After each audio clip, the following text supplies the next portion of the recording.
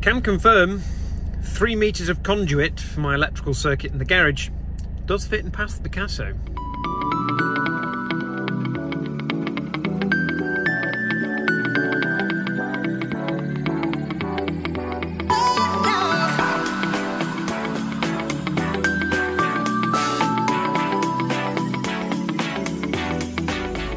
But first, well, I'm a little tired of this car, or at least it's tired.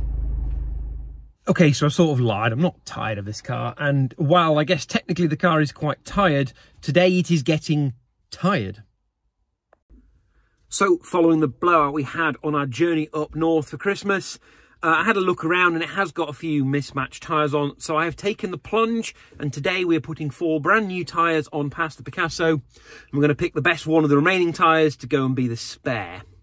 So yeah. We're back at Z's, the tyre shop in Tamworth, who's always looked after us. Did the tyres on the Mazda 121. He's done a few of the jobs as well for us. And yeah, he did the RAV4 as well. He did the tyres on the RAV4. So yeah, we're going to leave it with him and he's going to put some new tyres on it. And in the meantime, I'm going back to HQ 1.0 to do some clearing because there is a lot of stuff to move. If anybody wants any broken Porsches, bleep bloop in the comments below. Because there's 2 that need dealing with. One you've not even seen on the channel. And the 944 is still sitting there waiting for its rust repairs. Right, I need to get all of my rubbish out of the car and hand the keys over to Z. A few moments later. And just like that, we are seeing the sun go down and we're back to pick up Pass the Picasso because she's got 4 brand new tyres. They've even put the wheel trims back on and the spare wheel away for us. Wow, that's a mouthful. And while I've been clearing my workshop, I have found a spare 17mm wheel wrench, which was missing from Pass, as I discovered when we broke down. Luckily, I have my toolkit with me, but now nobody needs to carry a toolkit because there'll be a 17mm wheel wrench and it's got a little bit on the end for taking the spare wheel out. You've got a little thread you've got to drop on the boot floor and drop the cage out. So yeah, it'll all be tooled up, ready to go. But yeah, 4 brand new tyres and a decent spare back in as well. Okay, so a quick check under the bonnet of Pass before she goes on her next long journey. And I've just checked the oil and you can't really see it, it's a bit overexposed, but we've done 600 miles in it. And I know Practical Classics did some mileage in it and they didn't put any oil in it. I haven't put any oil in it. Look how clean that is. That's amazing. In fact, the whole engine bay on Pass is pretty clean. If it wasn't so freezing cold, I'd actually have a go at detailing it because I think it would come up really rather nice. It's obviously been serviced fairly recently. There's a nice new filter down there, but normally a diesel, the oil goes black almost instantaneously after you service it. So Ashley, you've been doing a great job of looking after this car. It is in fabulous condition. Like, I'm sure there's 1 too many digits on that mileage. There's no way this thing's done 500,000 miles. Okay, I know you can barely see me on the camera because it is pitch black. I need to move past the Picasso, so we're going to see what it's like cold starting a diesel Citroen Zara Picasso with 514,000 miles on it when it's -2 degrees outside. Rightio. Ignition on. Assuming it's going to want to use the coils to heat. Don't know how long that takes. Wow, Pass thinks it's -7. Okay, here goes. That is amazing. I'm going to pop the door open so you can see it. Literally straight away. I'm just going to have a look, see what it's like outside, whether it's all smoky and clean or not.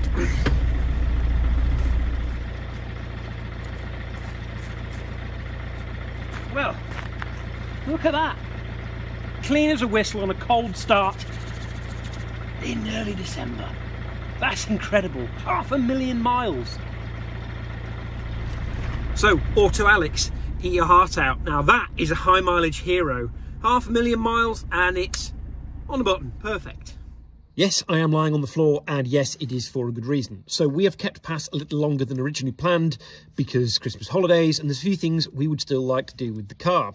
However, that means that while we've got Pass in our care, it needs to pass an MOT. And you'll know we've put 4 new tyres on the car. What you probably don't know, and as I only just discovered, I can put my hand inside the sill. That's going to need a patch to pass the MOT with Pass. As you can see, there was a patch on here. I think what's happened when we jacked the car up, or when the garage jacked the car up to put the new wheels and tyres on, this is where the jacking point is, and there was a previous patch that has now failed. So we are going to have to get Pass patched so that Pass can pass its MOT. Okay, less stupid lying on the floor, mainly because it's really cold. And more inspection of what it is I'm talking about. So there was previously a patch on the sill, which clearly did its job for a while.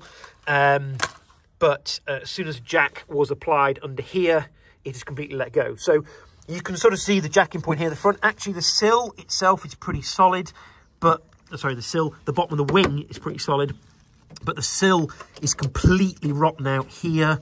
I think Up and Down Vids did the other side of this, but this is rotten right the way back to about here, basically the back of the front door. So we're going to basically cut all of this off. We need a new return lip on the bottom there where it goes onto the floor, and then a nice new panel all the way around here. So Gav, our friendly mobile welder, is going to solve this problem for me. Crusty. So we are back out here with Pass. She has now run out of MOT, but things are getting serious. That, my friends, is a complete new panel for this sill, which should hopefully be the missing piece to get it through its MOT. I'm not sure how everything else underneath is, but bodywork-wise, this is the key bit. So my friendly welder is coming to, I assume, probably use the whole piece, to be honest, because while that's solid, if you're going to cut it off, you might as well cut the whole lot off. But he might just chop it and use the front half, we'll see. And if we do, then the other half will stay with the car, and if somebody else wants to do the back half, anyway, we'll see what happens. Okay, so I haven't forgotten about Pass. She's here. She looks a bit different to the last time you've seen her, though. So let me explain what's going on and why there's half a Picasso here. So you remember earlier in the video, we pointed out all the rustiness on the sill. Well, most of that's now been removed, and a big hole cut there, and a new panel is ready to go in. But to get that panel in, as you can sort of see here, it sits behind the front wing. So the front wing has had to come off, the door has had to come off, which will all obviously go back on before the new panel goes in.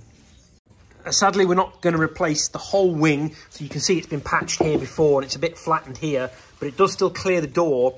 But to replace this, it needs lots of manipulation within the inside of here to make the new wing fit, because whatever happened there to Pass in her past life has bent a lot of the structure here, but it's still very, very solid, so that's MOT-able for now. And so to avoid having to do an excess amount of work, we're going to do basically the front half of the sill. But I'm going to leave Ashley... Try again. But I am going to leave Ashley with the back half of the sill when the car goes back, so that he can do that, but if he chooses to. Because I have a feeling at some point someone's going to want to restore this car because it's done, well, so many miles and is really quite famous now. But that's not one for me. Yeah, no.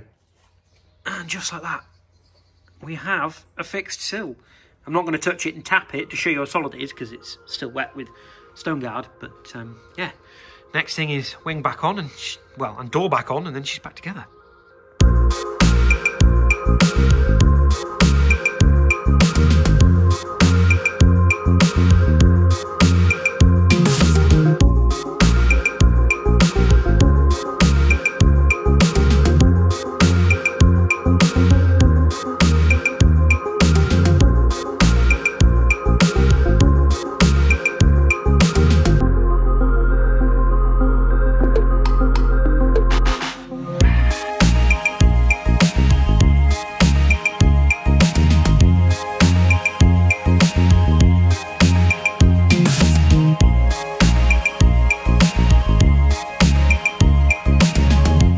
A lot harder than I thought it was going to be, but wing is back on, door is back on. I only have a few spare bolts, and I also noticed Pass is missing a wheel arch liner on the left hand side, which has made fitting everything very easy, but it does mean everything is still exposed. So Ashley, we need to maybe try and find a wheel arch liner for this to stop it corroding, and that's probably why it corroded so badly in the first place. So I've sprayed everything with my trusty BDX, in the hope that it's going to keep the water out of it for now until such time as it's got an arch liner. Right, next job is to put the battery on, check that I've got the door connector back together because that's a little bit fiddly in the dark recesses where the hinge is. And then Pass is ready to go for an MOT. But before then, I might throw it up on the ramps and just check everything over, maybe do a cheeky service as well, because while Up and Down Vids did change the oil, I don't think it was a proper diesel spec oil with the proper detergent in, which is probably why that dipstick is looking so damn clean after so many miles. So I have got a spare oil filter. I will get some oil of the right spec, and maybe we'll do a quick swapperoo before the MOT. Right, time to put the battery on. Pass has an interesting fellow for the day. That would be an Alpina B9.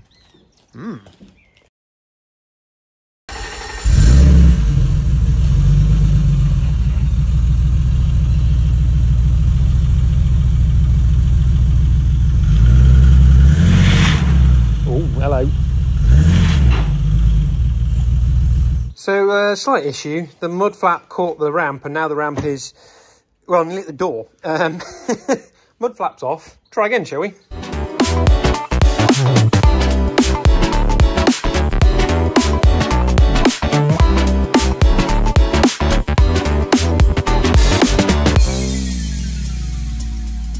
Don't forget to like, comment, share, and subscribe. Thank you for watching.